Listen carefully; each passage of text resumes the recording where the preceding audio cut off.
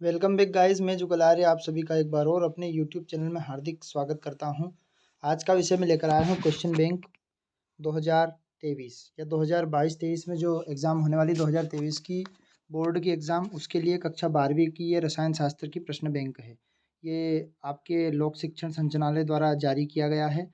रसायन शास्त्र वार्षिक विद्यार्थियों के लिए वर्ष 2022-23 में समग्र अभियान ये शिक्षा से संबंधित बताया गया है लोक शिक्षण संचालनालय द्वारा। अब यहाँ पर 2023 का जो नवीनतम ब्लूप्रिंट जारी किया गया है, वैसे मैंने ये ब्लूप्रिंट आपको एक पहले वाले वीडियो में समझा दिया गया है। उसकी लिंक मैं डिस्क्रिप्शन बॉक्स में आपको प्रोवाइड कर दूंगा। यहाँ पर भी ये वीडियो आप देख सकते हैं और इसमें आप इसका स्क्रीनशॉट भी ले सकते हैं। वीडियो के अंत तक बने रहें। चैनल पर नए हैं तो चैनल को सब्सक्राइब करना ना भूलें। इस पहले चैप्टर में कवर करवाने से पहले ये पाठ्यक्रम हटाई गई विषय वस्तु, इसका भी मैंने एक वीडियो बना दिया, उसकी लिंक भी डिस्क्रिप्शन बॉक्स में। पर यहाँ पर बता दिया गया है कि पहला, दूसरा, तीसरा, चौथा, पाँचवा और छठा ये संपूर्ण के संपूर्ण अध्याय केमिस्ट्री में से हटा दिए गए हैं। इनको आपको नहीं पढ़ने हैं, जो कि आपकी फाइनल एग्जाम में नहीं आएंगे। अब यहाँ पर पहला इकाई जो एकक इकाई दी है उसका नाम है विलियन। अब विलियन में आपके ऑब्जेक्टिव टाइप प्रश्न है। इन ऑब्जेक्टिव टाइप प्रश्न को मैं आपको कवर करवा रहा हूँ। तो पहले इस वीडियो के ऑब्जेक्टिव टाइप प्रश्न का एनालिसिस करते हैं, फिर संपूर्ण प्रश्न पत्र के हम आपको उत्तर प्रोवाइड करने वाले पूरे प्रश्न के विथ एक्सप्लेन के साथ में। देखें ध्यान से इस वीडियो को। तो पहला वाला ऑब्जेक्टिव टाइप प्रश्न है, गैस का द्रव में विलेयता का नियम किसने दिया था? तो जो गैस का द्रव में विलेयता का नियम दिया था वो राउल्ट ने दिया था। यहाँ पर पहला इसका आंसर रहेगा गैस का द्रव में विलेयता का नियम। सा वाला ऑप्शन सही रहेगा, थोड़ा हमने बोलने में स्प्रिंट कर दी, उसमें ऑप्शन में नहीं है, वो हेनरी ने दिया था। पीतल है, पीतल एक आपकी ठोस जो विलयन होता है वो पीतल का एक उदाहरण बताया गया है। आ वाला ऑप्शन सही रहेगा। अणुसंख्यक गुणधर्म नहीं है, तो अणुसंख्यक गुणधर्म का बा वाला ऑप्शन आपका सही रहेगा। वाष्प दाब अणुसंख्यक गुणधर्म नहीं दर्शाता है। 1000 ग्राम विलायक में उपस्थित विलेय के मोलों की संख्या को क्या कहते हैं? तो 1000 ग्राम विलायक में उपस्थित मोलों की संख्या को मोललता कहते हैं। अब रिक्त स्थान की पूर्ति करते हैं, तो पहले वाले रिक्त स्थान की तरफ बढ़ते हैं। एक आदर्श विलयन वह है जो सभी परिस्थिति में खालिस्तान नियम का पालन करता है। तो ये राउल्ट के नियम का पालन करता है। राउल्ट इसका उत्तर आ जाएगा। अगला वाला देखते हैं, विलयन जिसके परासरण दाब समान होते हैं खालिस्तान विलयन कहलाता है। जिसके परासरण दाब समान होते हैं वो समपरासारी विलयन कहलाता है। इसका उत्तर आ जाएगा समपरासारी। ये आप आंसर शीट में आंसर लिख सकते हैं। अगला देखते हैं, अणुसंख्यक गुणधर्म विलयन के निश्चित आयतन में खालिस्तान कणों की संख्या पर निर्भर करता है। तो इसका आएगा विलेय की संख्या पर यह निर्भर करता है। इसका आंसर विलेय। आगे की तरफ बढ़ते हैं, खालिस्तान विलयन में निश्चित ताप पर विलेय की और मात्रा अधिक धोली जा सकती है। तो इसका आपका उत्तर रहेगा संतृप्त विलयन की मात्रा जो है अधिक धोली जा सकती है। संतृप्त उत्तर रहेगा। अर्धपारगम झिल्ली में केवल खालिस्तान के अणु पार हो सकते हैं। जो विलायक होते हैं उन विलायक के अणु अर्धपारगम झिल्ली में पार हो सकते हैं। तो इसका आंसर रहेगा विलायक। अब जोड़ी को कवर करवा देता हूँ मैं आपको। पहली वाली जोड़ी है जिसको बोलते हैं ठोस का द्रव में गैस का, पहले गैस का द्रव में विलय है तो गैस का द्रव में विलय का ई वाला ऑप्शन सही रहेगा, सोडा वाटर। दूसरा वाला जो है आपका ठोस का गैस में विलेयता, तो इसका धुआं हो जाएगा। ठोस का जैसे कि ऊर्ध्वपातन कहलाता है, यदि किसी ठोस को जलाया जाता है तो सीधा वो गैस बन जाता है। अणुसंख्यक गुणधर्म क्या है? इसका थर्ड वाले का आपका रहेगा ऑप्शन नंबर बा वाला सही रहेगा। उसको मैं बता देता हूँ, विलेय के कणों की संख्या। राउल्ट का नियम, तो राउल्ट का नियम किसका पालन करता है? तो आदर्श विलयन जो होता है वो राउल्ट के नियम का पालन करता है। अधिक मात्रा में विलेय की मात्रा, तो ये हो जाएगा सांद्र विलयन। तो ये जोड़ी कवर करने के बाद हम एक शब्द या एक वाक्य के उत्तर की तरफ बढ़ते हैं। तो पहले वाले का एक शब्द का उत्तर, विलयन में विलय की मात्रा कम होने पर विलयन कहलाता है। विलय की मात्रा कम होने पर विलयन जो होता है वो तनु विलयन कहलाता है। तो इसका आंसर रहेगा तनु विलयन। अगला देखते हैं, प्रति लीटर विलयन में विलेय के ग्राम तुल्यांकों की संख्या क्या कहलाती है? वो तुल्यांकी चालकता कहलाती है। तो इसको मैं लिख के बता देता हूँ आपको, तुल्यांकी चालकता, इस प्रकार से आप लिखते हैं इसको। थर्ड वाला देखते हैं, गुण जो विलय के कणों की संख्या पर निर्भर करते हैं वो आपके अणुसंख्यक गुणधर्म कहलाते हैं। इसका उत्तर रहेगा अणुसंख्यक गुणधर्म। गुणधर्म। अगला फोर्थ वाला, चौथा वाला, विलयन के किसी घटक में मोलों की संख्या तथा विलयन के सभी घटकों के कुल मोलों की संख्या का अनुपात रहेगा। तो चौथे वाले का आंसर रहेगा मोल प्रभाज। यदि आपने मोलरता, मोल प्रभाज, मोल अंश की डेफिनेशन पढ़ी है तो इनके आंसर आसानी से दे सकते हैं। विलयन जो बिना संगठन में बदल जाता है, ताप पर अवसरित होता है, क्या कहलाता है वो? तो वो आपका क्वाथी मिश्रण कहलाता है, स्थिर क्वाथी मिश्रण। अब देखते हैं अति लघुत्तरी के 5 प्रश्न दिए गए हैं, इनके उत्तर मैं आपको बता देता हूँ। लघुत्तरी के 5 प्रश्न दिए गए हैं। लघुत्तरी में ये आपके लगभग 15 प्रश्न दिए गए हैं और दीर्घ उत्तरी जो विश्लेषणात्मक प्रश्न होते हैं, बड़े बड़े क्वेश्चन, ये 7 दिए गए हैं। यानी इसमें अंकों का बंटवारा जो है आपका, मैंने बताया था कि कितने अंक का आने वाला है। तो इसमें ऑब्जेक्टिव टाइप प्रश्न 2 आएंगे और 2 अंक के 2 प्रश्न और 3 अंक का 1 प्रश्न। यहाँ पर 3 अंक के प्रश्न भी आने वाले हैं। तो इन प्रश्नों के उत्तर देखें आप ध्यान से और एक्सप्लेन के साथ आप इन प्रश्नों के उत्तर देखें। अब अति लघुत्तरी का पहला वाला उत्तर, विलयन 2 अंक में आएगा। ये विलयन किसे कहते हैं? तो विलयन 2 या 2 से अधिक अवयवों के समांगी मिश्रण को विलयन कहा जाता है। जैसे नमक जल में मिश्रण, एक ग्लास में आप पानी लोगे और पानी में नमक डाल दोगे तो उस पानी का स्वाद बदल जाएगा, तो वो विलयन कहलाएगा। चीनी का जल में विलयन, तो ये एक तरह से घुलना, जो विलायक है वो किसी लिक्विड में घुलना। दूसरा वाला देखते हैं, सांद्रता के आधार पर विलयन का वर्गीकरण। तो सांद्रता के आधार पर विलयन 3 प्रकार से बांटा गया है। एक होता है संतृप्त, एक होता है असंतृप्त और एक होता है अति संतृप्त। अब अगले वाले क्वेश्चन को फटाफट समझा देता हूँ मैं आपको। तीसरा वाला, गैस के द्रव में विलेयता किन किन कारकों पर निर्भर करते हैं? तो गैस के द्रव में विलेयता निम्नलिखित 5 कारकों पर निर्भर करते हैं। पहला वाला कारक है गैस की प्रकृति पर, विलायक की प्रकृति पर, विलायक के ताप पर, विलायक के अन्य पदार्थ की उपस्थिति पर और दाब पर ये निर्भर करते हैं।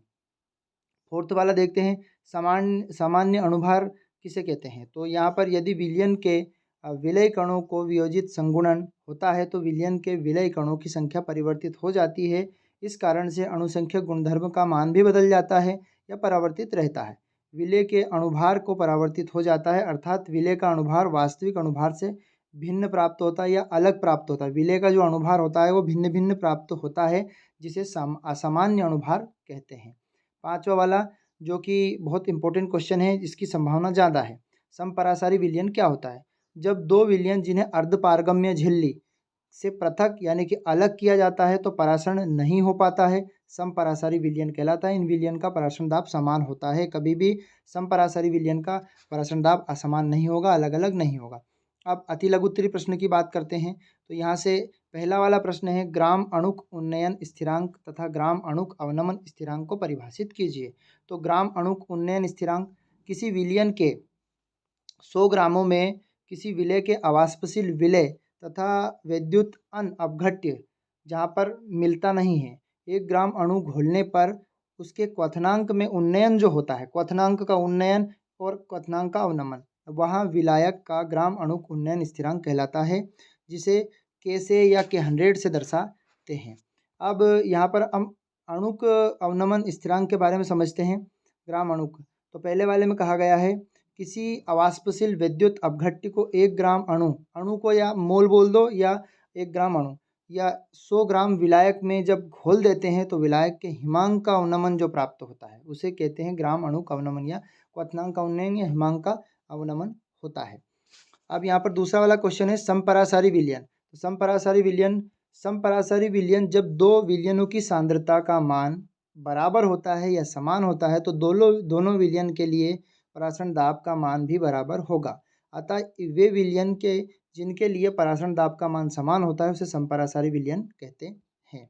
अब थर्ड वाला देखते हैं, एल्कोहल एवं जल के विलयन में आणविक अन्योन क्रिया की भूमिका क्या होती है? तीसरा प्रश्न कवर करते हैं। तो तीसरा प्रश्न देखते हैं, जब एल्कोहल होता है एवं जल में इनको घोलते हैं तो एल्कोहल तथा जल के अणु में अंतराण्विक, यानी कि अंतराण्विक को हाइड्रोजन बंध बनाते हैं, एच बंध जिनको बोलते हैं। लेकिन यहाँ जल और जल के जब 2 अणु लेते हैं, मतलब H2 लेते हैं, तो एल्कोहल में हाइड्रोजन बंध में दुर्बल होता है, मतलब ये थोड़ा कमज़ोर होता है, जिससे अणु की वाष्प अवस्था में जाने की प्रवृत्ति बढ़ जाती है। सीधा का सीधा वो कहाँ चला जाता है?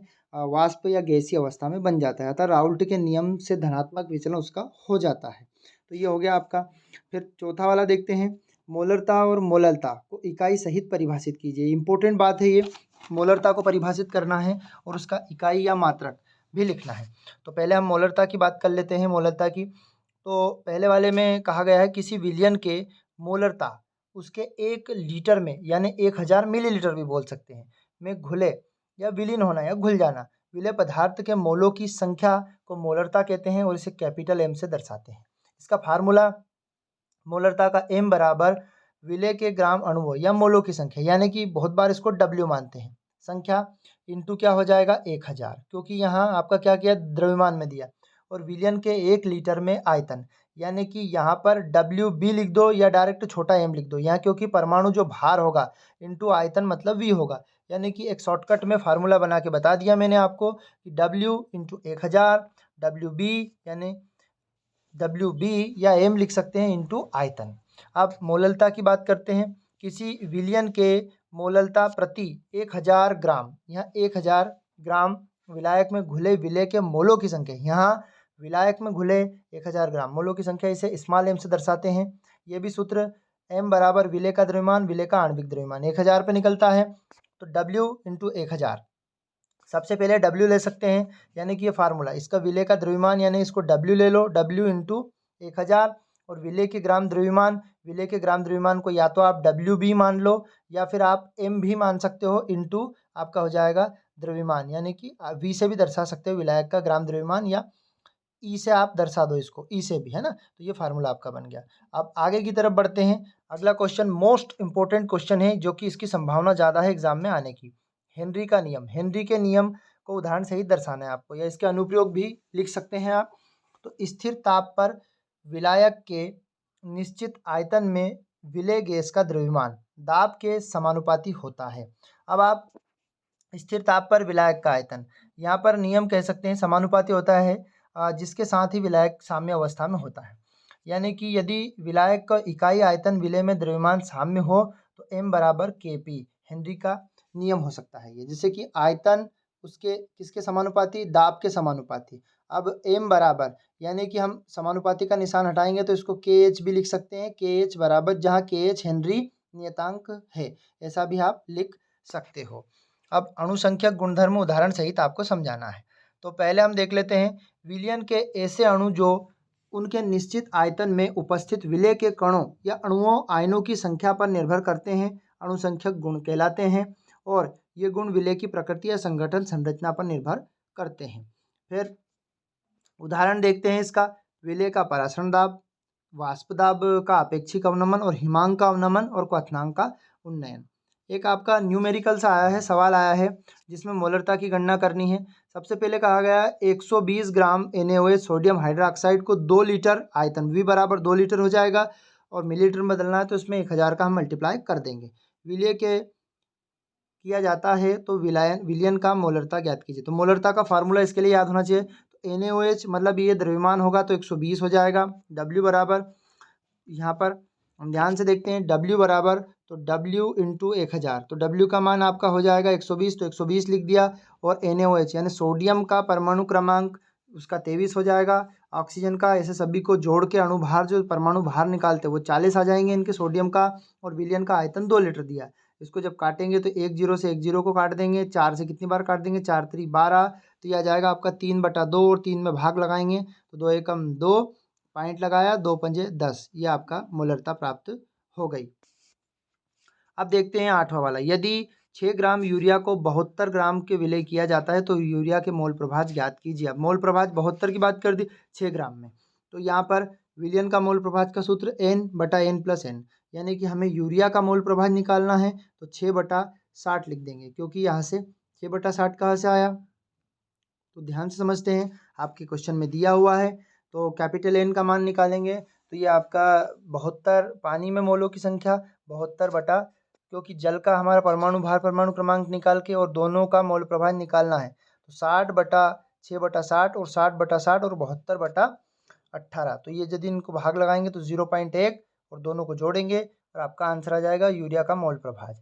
अब 9वां वाला क्वेश्चन देखते हैं।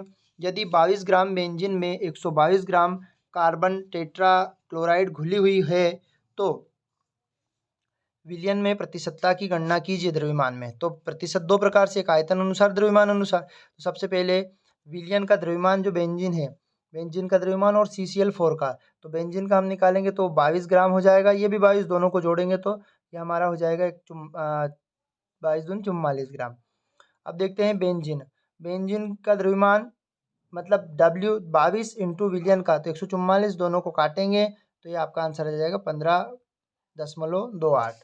अब बेंजीन की प्रतिशत मात्रा निकालने के लिए आप देखते हैं प्रतिशत 100 पे निकलती है, तो इसी प्रकार से इसको भी निकाल लिया सेम ऐसा का ऐसा ही। अब 10th वाला क्वेश्चन देखते हैं, क्योंकि हमारा वीडियो ज़्यादा लेंथी हो रहा है इसलिए हम फटाफट इनको आपको कवर करवा देते हैं। परासरण दाब एवं परासरण दाब को परिभाषित कीजिए। तो परासरण क्या होता है? वह क्रिया जिसमें विलायक के कण कम सांद्रता से अधिक सांद्रता तरफ अर्धपारगम झिल्ली से होकर स्वतः गति करते हैं, उन्हें परासरण दाब कहते हैं। तो परासरण दाब वह अधिक दाब जो अर्धपारगम्य झिल्ली के विलयन घोल से शुद्ध विलायक को पृथक करने के लिए विलयन में उत्पन्न हो जाता है, यह परासरण दाब कहलाता है। 11वां वाला क्वेश्चन देखते हैं, क्या कारण है कि तापक्रम में वृद्धि के साथ गैस से द्रव में कम विलय होती है या द्रव में कम घुलती है? तो अधिकतर गैसें ताप में वृद्धि के साथ द्रव में विलयता घट जाती है। मतलब जैसे हम ताप बढ़ाएंगे या किसी भी लिक्विड को घोलेंगे, गर्म करेंगे तो वहाँ घट जाएगी, लेकिन घुलना एक उष्माक्षेपी प्रक्रम है और गर्म करने पर घुली हुई गैस विलयन से सीधी क्या निकल जाती है? बाहर निकल जाती है, जिसके कारण तापक्रम में वृद्धि हो जाती है। 12वां वाला क्वेश्चन देखते हैं, अणुसंख्यक गुणधर्म क्या है? क्या समझते हो? और कोई 4 उदाहरण देने हैं इसके। तो विलयन के ऐसे गुण जो उनके निश्चित आयतन में उपस्थित विलय के कणों या अणुओं के आयतन पर संख्या पर निर्भर करते हैं, अणुसंख्यक गुणधर्म कहलाते हैं। ये गुणधर्म विलय की प्रकृति या संघट्ट या संरचना पर निर्भर नहीं करते हैं। ये आपको अणुसंख्यक गुणधर्म हो गए। इनके एग्जाम्पल है, पहला वाला विलयन का परासरण दाब, वाष्प दाब का अपेक्षिक अवनमन और हिमांक का अवनमन और क्वथनांक का उन्नयन, ये हो गया। फिर थर्ड वाला देखते हैं, अति परासारी विलयन को परिभाषित कीजिए। तो अति परासारी विलयन जिस विलयन का परासरण दाब वह उनके अपेक्षाकृत अधिक होता है, ऐसे विलयन को अति परासारी विलयन कहते हैं तथा इसका परासरण दाब अधिक भी हो सकता है। अब अल्प परासारी विलयन क्या कहलाता है? जिस विलयन का परासरण दाब अपेक्षाकृत कम होता है, वहाँ पर अधिक होता था, यहाँ पर परासरण दाब क्या है? ज़्यादा होता है, तो विलयन अल्प परासारी विलयन कहलाता है। अब 14वां वाला क्वेश्चन देखते हैं। तो इसमें कहा विलेयता को प्रभावित करने वाले मुख्य कारक को बताइए। तो विलेयता का मान विलय के विलायक की प्रकृति तथा ताप पर निर्भर करता है। नंबर 1, विलय का विलायक की प्रकृति। तो प्रत्येक ठोस पदार्थ सभी प्रकार के द्रव में नहीं घुले हुए होते हैं और प्रत्येक ठोस कुछ विशेष प्रकार के द्रव में घुल जाता है। अतः विलय का विलायक की प्रकृति विलेयता पर निर्भर करती है। जैसे कि NaCl, KCl जल में आसानी से घुल जाते हैं, लेकिन ये सभी पदार्थ बेंजीन में नहीं घुलते हैं, अर्थात विलय तथा विलायक की प्रकृति को प्रभावित करते हैं। दूसरा, ताप का प्रभाव। जब ताप को बढ़ाया जाता है तो यहाँ पाया जाता है कि अधिकतर ठोस की विलयता द्रव में अधिक होती है और इसलिए हम कह सकते हैं कि ठोस की विलयता ताप पर निर्भर करती है।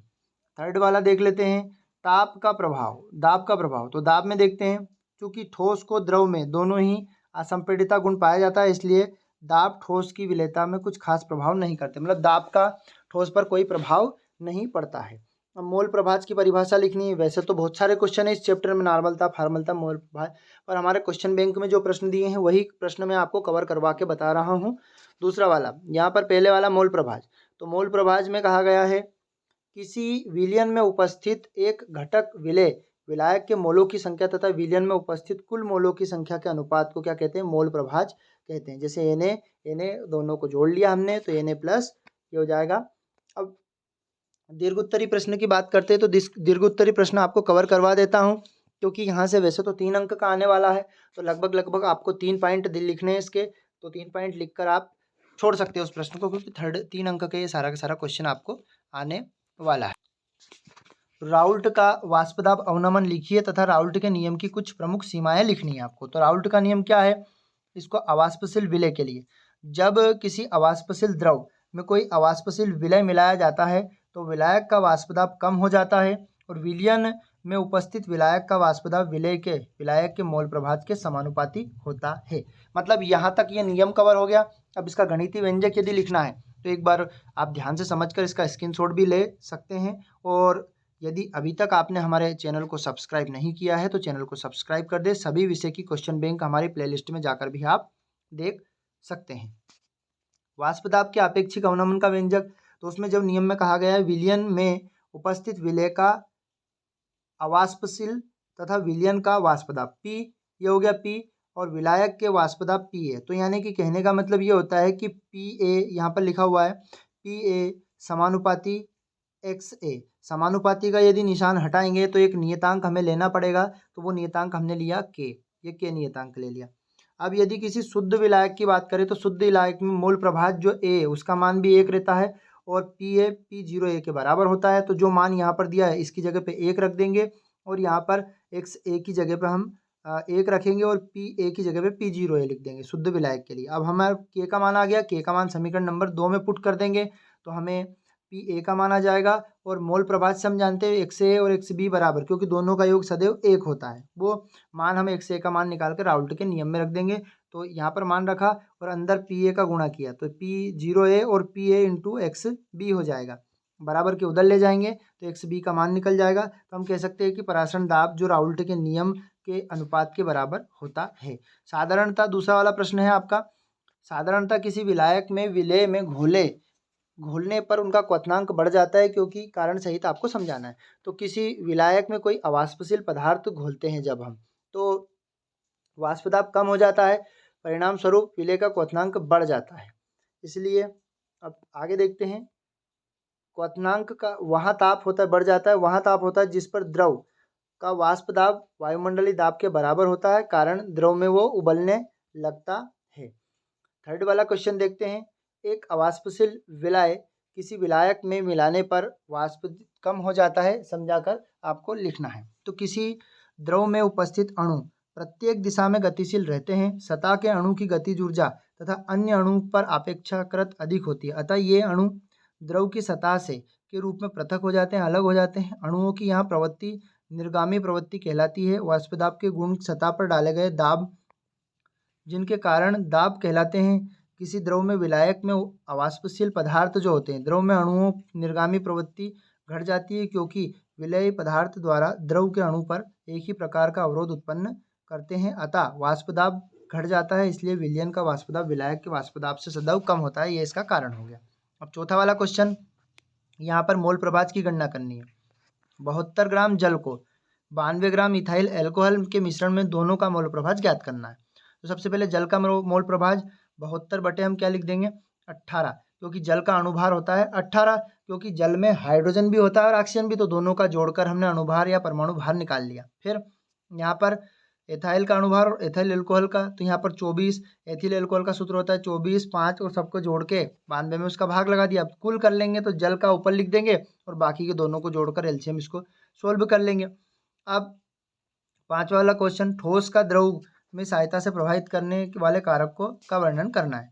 तो ठोस की विलेयता को प्रमाणित करने वाले कारक, तो जब एक निश्चित ताप पर ठोस की अधिक मात्रा में द्रव में घुली हुई होती है तो ठोस के द्रव में विलेयता कहते हैं, और ठोस की विलेयता निम्न कारक पर प्रभावित करती है। नंबर 1, वहाँ विलायक की प्रकृति पर निर्भर करता है, जिसमें कहा गया है प्रत्येक ठोस पदार्थ सभी प्रकार के द्रव में नहीं घुल सकते, इतना आप लिख सकते हैं। जैसे जो सोडियम होता है NaCl साधारण नमक, KCl पोटेशियम क्लोराइड जल में आसानी से घुल जाता है। ताप का प्रभाव, यदि जब हम ताप को बढ़ाया जाता है तो यहाँ पाया जाता है अधिकतर ठोस विलेयता द्रव में अधिक हो जाता है, इसलिए हम कह सकते हैं ठोस की विलेयता ताप पर निर्भर करती है, यानी कि ठोस ताप पर निर्भर करता है, ऐसा आप सीधा सीधा आप लिख सकते हैं। दूसरा, दाब का प्रभाव, दाब में कहा गया है ठोस और द्रव दोनों में ही असंपीड्य गुण पाया जाता है, इसलिए दाब का ठोस की द्रव में विलेयता कुछ खास प्रभाव नहीं पड़ता, ये प्रभाव नहीं पड़ता। अब यहाँ पर मोस्ट इंपोर्टेंट प्रश्न इस चैप्टर का, धनात्मक एवं ऋणात्मक विचलन में अंतर लिखना है। तो धनात्मक विचलन और ऋणात्मक विचलन में कोई 3 अंतर, मैं तो आपको ज़्यादा बताऊंगा ताकि आपको जो अंतर याद हो सके वो आप कर सकते हैं। तो पहले वाला इसकी परिभाषा है, धनात्मक विलयन जो वाष्प दाब और घटकों के आंशिक दाबों राउल्ट के नियम का मानों पर अधिक होता है, जबकि यहाँ पर राउल्ट के नियम पर कम होता है। निश्चित संगठन में विलयन का वाष्प दाब अधिक होता है, जबकि यहाँ विलयन का वाष्प दाब कम होता है। इसमें धनात्मक विचलन में क्वथनांक कम होता है, जबकि इसमें क्वथनांक अधिक होता है। निम्न ताप समक्वाथी विलयन होता है, जबकि इसमें उच्च तापीय क्वाथी विलयन होता है, मतलब इसका क्वथनांक अधिक होता है। अब यहाँ पर आयनन एंथैल्पी का मान अधिक होता है, जबकि इसमें आयनन एंथैल्पी का मान कम होता है। यहाँ पर उदाहरण दिए गए हैं, ये उदाहरण आप देख सकते हैं।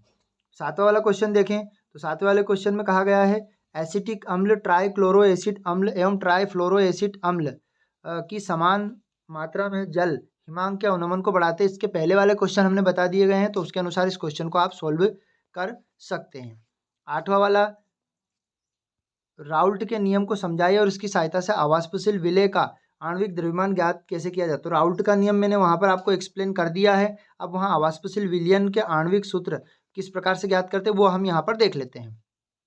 तो अवाष्पशील विलय युक्त विलयन तनु वाष्प दाब के आपेक्षिक अवनमन के मोल प्रभाज के बराबर होता है, क्योंकि P0 माइनस PA बटा P0 हमने लिखा था। तो ये हमारा सूत्र हो गया राउल्ट के नियम का आपेक्षिक अवनमन का।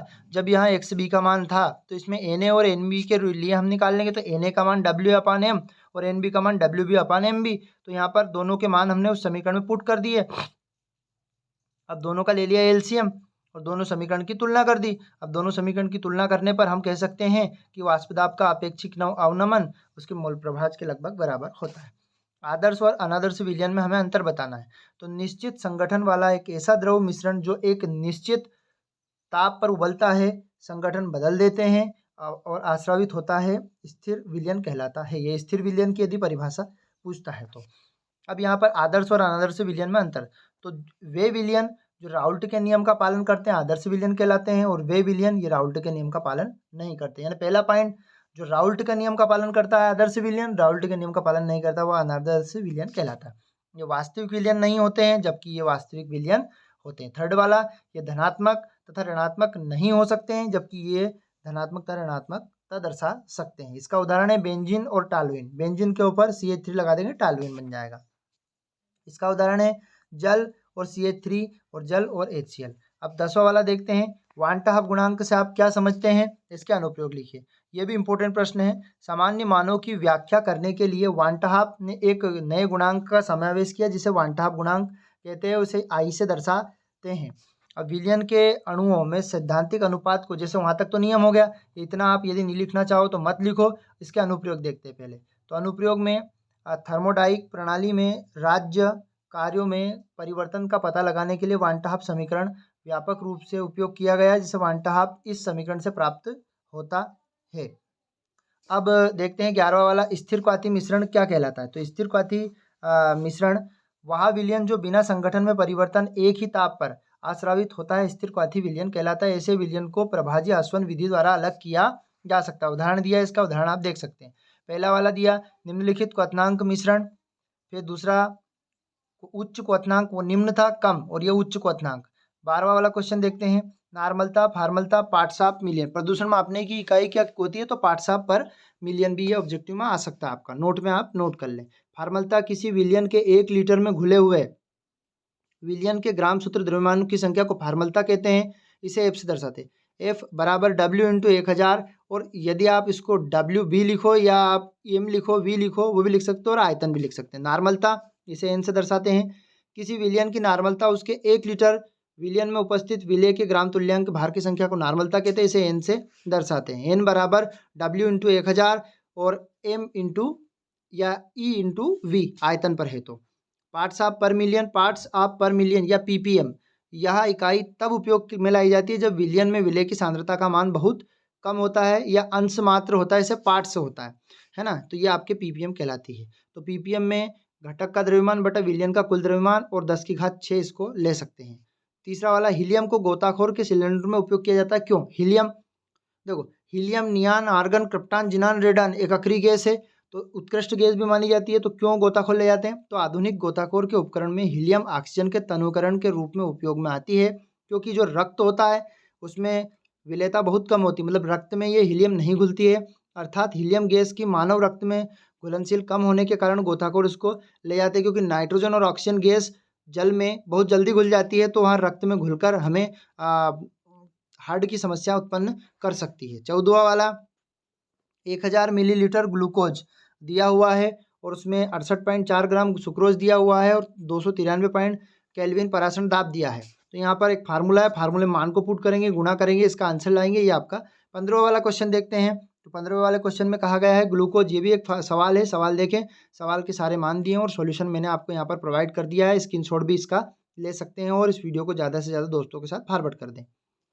16वां, विलयन की परिभाषा दीजिए और सांद्रण के लिए आधार पर विभिन्न प्रकार के विलयन का वर्णन कीजिए। 2 या 2 से अधिक अवयव के सामंगी मिश्रण को विलयन कहा जाता है। ऐसे ऑक्सीजन तथा नाइट्रोजन का विसरण सांद्रता के आधार पर होता है। नंबर 1 तनु विलयन, नंबर 2 सांद्र विलयन, है ना। फिर देखते हैं संतृप्त विलयन, असंतृप्त विलयन, ये मैंने पिछले वाले प्रश्न में समझा दिया है। अति संतृप्त विलयन, ये भी समझा दिया। तो यहाँ पर प्रश्न बैंक का 16वां और अंतिम प्रश्न कवर करवाया। तो आपको बताएं कमेंट बॉक्स में वीडियो कैसा लगा। वीडियो के अंत तक बने रहे, इसके लिए बहुत बहुत धन्यवाद। वीडियो को ज़्यादा से ज़्यादा शेयर करें। 2022 का प्रश्न पत्र है और प्रीवियस ईयर के 5 साल के क्वेश्चन पेपर भी मैं आपको सॉल्यूशन दूंगा, जो कि जिनको प्लेलिस्ट के माध्यम से आप देख सकते हो। जय हिंद साथियों, अगले वीडियो में जल्द मिलते हैं आपसे। Tata, bye bye.